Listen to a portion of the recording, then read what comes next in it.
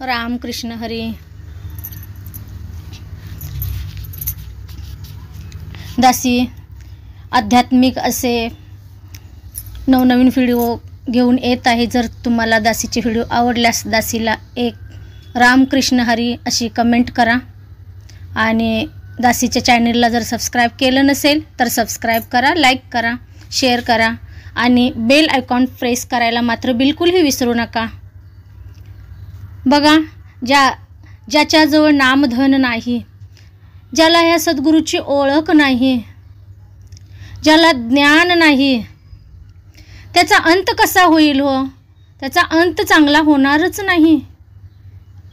जसं म्हटलेलं आहे, नामधन ज्यापाशी नाही अंती पश्चातापतया, नामधन ज्यापाशी नाही रडुनी घालवितो समया, नामधन ज्यापाशी नाही लोभी तो अहंकारी, नामधन ज्यापाशी नाही पापी तो या संसारी, नामधन ज्यापाशी नाही दारिद्र्याचा तो भागी, नामधन ज्यापाशी नाही चांडाळ तो असे हतभागी, नामधन ज्यापाशी नाही बहुजन्माचा तो रोगी, नामधन ज्यापाशी नाही क्षणोक्षणी दुःख भोगी.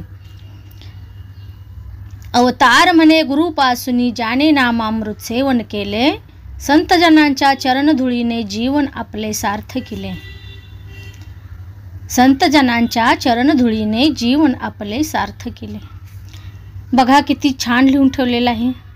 नामधन नाही म्हणजे काय हो?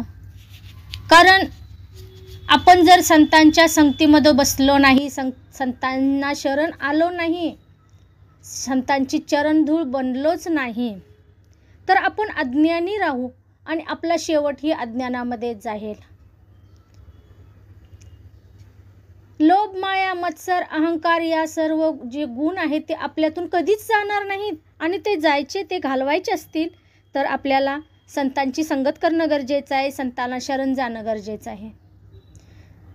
जर तुम्ही संतांची संगत कराल तर तुम्हाला फक्त आणि फक्त ज्ञानाचा खजिनाच मिळेल, त्याशिवाय तुम्हाला दुसरं काहीही मिळणार नाही. फक्त आणि फक्त ज्ञान. आणि संतांची संगत केली तर हे नामधन म्हणजे काय हो? ह्या परमात्म्याला जाणून घेणं. नामधन म्हणजेच परमात्म्याला, ह्या परमपिता परमेश्वर हा जो कणकणवासी आहे, निर्गुण निराकार आहे, ज्याला रंग नाही, रूप नाही, वास नाही, आकार नाही, काहीही नाही, डोळे नाहीत पण बघू शकतो, कान नाहीत पण ऐकू शकतो, पाय नाहीत पण चालू शकतो, हात नाहीत पण तो काम करू शकतो. तो प्रत्येक ठिकाणी आहे, कणाकणामध्ये आहे, जनाजनामध्ये आहे, प्रत्येकाच्या मनामनामध्ये आहे, पानात आहे, फुलात आहे, सर्व सर्व सर्व ठिकाणी हा व्यापून गेलेला आहे.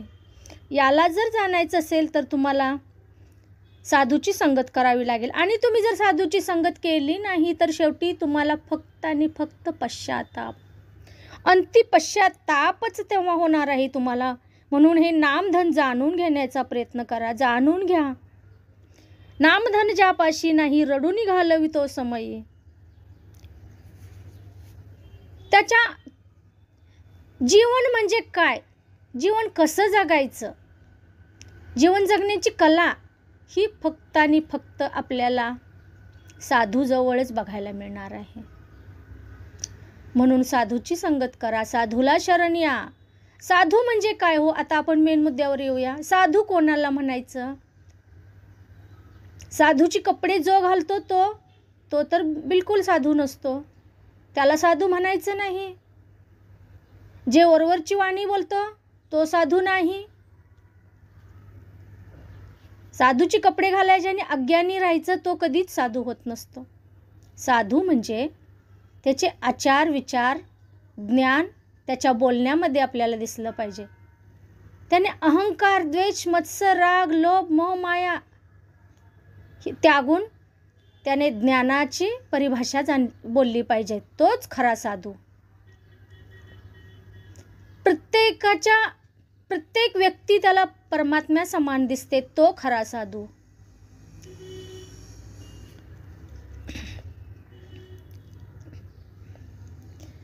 जो साधूला शरण येत नाही तो या संसारी पापी म्हटलेला आहे. पापी म्हणजे काय हो? ज्याने तुम्हाला ये दुनिया दाखवली, 84 लक्ष योनी फिरल्यानंतर हा खूप छान, खूप म्हणजे खूप अनमोल असा हा मानवदेह तुम्हाला दिला. या मानवदेहाचं कल्याण करून घ्यायचं आहे. परंतु तुम्ही कल्याण करतच नसाल. तुम्ही अहंकारी, अहंकारी, राग, मत्सर, द्वेष, लोभ, मोह, माया यामध्ये जर तुम्ही अडकून बसत असाल तर तुमच्या हातून पाप हे घडतच जातं. जो साधूला शरण येतो त्याच्या हातून कोणतंही पाप घडणार नाही. मुंगीला मारत असताना पण तो 10 वेळा विचार करेल की मी या मुंगीवर माझा पाय पडेल तर या मुंगीचा जीव जाईल. खरा तोच साधू असतो आणि त्या साधूची आपल्याला संगत करायची आहे. जर तुम्ही साधूची संगत केली, साधूची संगत म्हणजे सद्गुरूला शरण येणं, सद्गुरू म्हणजेच साधू, आणि या सद्गुरूशी जे जे शरण आलेले आहेत त्या साधूंची तुम्ही संगत करायची आहे. त्यांच्यातूनच तुम्हाला ज्ञान मिळणार आहे. संसारी माणसाजवळ तुम्ही गेला तर तुम्हाला अज्ञानाशिवाय दुसरं काहीच मिळणार नाही. लोभ, मोह, माया, मत्सर, अहंकार, फक्त आणि फक्त अहंकार, गर्व याशिवाय तुम्हाला दुसरं काहीच मिळणार नाही. आणि जे संतांची संगत करतात त्यांच्याजवळ तुम्ही जा, फक्त आणि फक्त ज्ञान तुम्हाला ऐकायला मिळेल.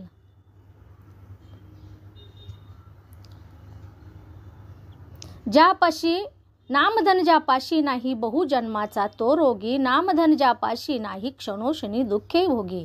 बघा, जो साधूची संगत करत नाही, जो सद्गुरूला शरण जात नाही, तो जन्माचा रोगी म्हटलेला आहे. जन्माचा रोगी म्हणजे त्याला रोग असतो का हो जन्माचा? नाही. त्याला रोग असतो अहंकाराचा, त्याला रोग असतो ईर्ष्या, घमंड, गर्व, राग, क्रोध, लोभ, मोह, माया, मत्सर, फक्त आणि फक्त स्वार्थ. हेच तुम्हाला बघायला मिळेल. अशा व्यक्तीजवळ तर तुम्ही जाल, त्याच्याजवळ हेच बघायला मिळेल. म्हणून त्याला बहुजन्माचा रोगी म्हटलेला आहे. त्याला हे सर्व रोग लागलेले असतात. ज्याच्यापाशी नामधन नाही, जो सद्गुरूला शरण जात नाही, त्याच्याजवळ हे सर्व रोग असतात आणि तो रोगाने ग्रासलेला असतो. त्या रोगातच तो मरतो शेवटी. ह्या रोगातून जर मुक्त व्हायचं असेल तर आपल्याला संतांना शरण जाणं, सद्गुरूला शरण जाणं गरजेचं आहे. जो सद्गुरूला शरण जात नाही तो क्षणोक्षणी दुःख भोगत असतो, क्षणोक्षणी. कारण त्याला दुःखातून मार्ग मिळत नसतो, कारण तो पुन्हा दुःखामध्ये अडकत असतो, पुन्हा मोहमायेमध्ये अडकत असतो, पुन्हा तो संसारामध्ये अडकत असतो. अवतार म्हणे गुरुपासून ज्याने नामामृत सेवन केले, संतजनांच्या चरणधुळीने जीवन आपले सार्थ केले. जो सद्गुरूपासून ज्ञान घेतो, त्या ज्ञानाच्या वाटेवरती चालतो, ज्ञानाचे जे ज्ञान दिलेलं आहे ते ज्ञान आपल्यामध्ये रुजवतो,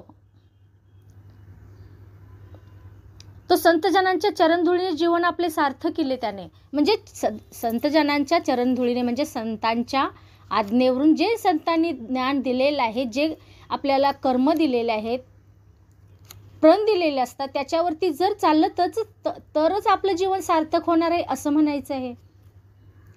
आपल्या जीवन जर सार्थक करायचं असेल, आपल्याला जर आत्म्याचं कल्याण करायचं आहे, आत्म्याला जर मोक्षाची प्राप्ती करायची असेल तर आपल्याला साधूची संगत म्हणजे सद्गुरूला शरण येणं गरजेचं आहे. सद्गुरूला शरण यायचं, परंतु त्यांच्या वचनावरती चालणं गरजेचं आहे. जर वचनावरती चालत नसाल तर तुम्हाला मोक्षप्राप्ती कधीही होणार नाही, तुमच्या आत्म्याचं कल्याण कधीही होणार नाही. आत्म्याचं कल्याण म्हणजे आत्म्याचा खुराक म्हणजे हे नामधन. नामधन म्हणजेच जे सद्गुरूने आपल्याला जे नाम दिलेलं असतं, म्हणजे आपल्याला नामस्मरण दिलेलं असतं. प्रत्येक गुरु खूप आहे तो, परंतु ज्ञान देणारा जो खरा गुरु असतो तो फक्त सद्गुरू. आणि ह्या सद्गुरूने जे आपल्याला नामस्मरण दिलेलं असतं, त्या नामस्मरण तुम्ही जर कराल तरच तुमचा आत्मा बलवान होईल आणि आपल्याला मोक्षप्राप्ती होईल. सिद्धी, आपल्या आत्म्याला मोक्षाकडे जाण्याचा मार्ग म्हणजे नामस्मरण, सद्गुरूच्या वचनावरती चालणं. तरच तुमच्या आत्म्याचं कल्याण होईल, आत्म्याला मोक्ष मिळेल आणि तुमच्या जीवनाचं सोनं होईल.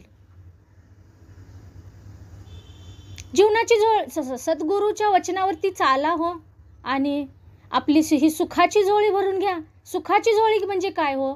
सुख म्हणजे काय? सुख म्हणजे अज्ञान. अज्ञानाची होळी करायची आणि ज्ञानाकडे जाणे. समर्पण, सद्गुरूला शरण येणं, सद्गुरू समर्पित व्हा, तुम्ही समर्पण करा. ह्या अज्ञानाची राख रांगोळी करा आणि ज्ञानाकडे जा. समर्पित व्हा, सद्गुरूच्या वचनावरती वागा.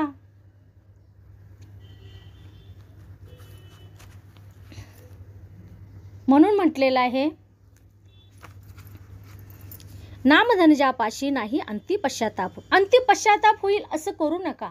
जेव्हा तुम्हाला शेवटचा क्षण येईल तेव्हा तुम्हाला समोर तुमचा सद्गुरू दिसला पाहिजे. मोहमायेमध्ये माझा मुलगा, माझी सून, माझी मुलगी, माझी बायको, माझी संपत्ती, माझी घरदार याच्यामध्ये तुम्ही जर अडकाल तर पुन्हा तुम्ही 84 लक्ष योनी फेऱ्यामध्ये अडकून राहाल. तुमच्या जर आत्म्याला मुक्ती हवी असेल तर तुम्हाला शेवटच्या क्षणी फक्त आणि फक्त सद्गुरू समोर दिसला पाहिजे. ह्या परमपिता परमेश्वराचं नामस्मरण तुमच्या तोंडामध्ये असलं पाहिजे. जेव्हा तुम्ही होश तुमचा पूर्ण बेहोश व्हाल तुम्ही शेवटच्या क्षणी, तरी पण तुमच्या तोंडामध्ये फक्त आणि फक्त ह्या हरीचं नाव आलं पाहिजे, ह्या सद्गुरूचं नाव आलं पाहिजे, या परमपिता परमेश्वर जो कणकणवासी याचं नाव आलं पाहिजे. यात फक्त आणि फक्त हाच आपल्या डोक्यामध्ये असला पाहिजे, दुसरं काहीही नको आहे. हे जर नाही तुम्ही फक्त संसारात अडकला तर शेवटच्या क्षणी तुम्हाला पश्चाताप होणार आहे की मी आलो कशासाठी, मी केलं काय आणि मी कुठं चाललो आता, मला कुणी आणलं होतं आणि कशासाठी आणलं होतं, मी कोण आहे. हे जर जाणून घ्यायचं असेल तर सद्गुरूला शरण जा. सद्गुरूला शरण गेला तर अंतसमयी तुम्हाला पश्चाताप होणार नाही. बघा, दासीला जेवढं समजतं तेवढं दासीनं सांगण्याचा प्रयत्न केलेला आहे. व्हिडिओ आवडल्यास व्हिडिओला एक लाईक जरूर करा आणि रामकृष्ण हरी एवं धन निरंकारजी अशी कमेंट जरूर करा. चला तर भेटू पुढच्या व्हिडिओमध्ये. तोपर्यंत सर्वांना राम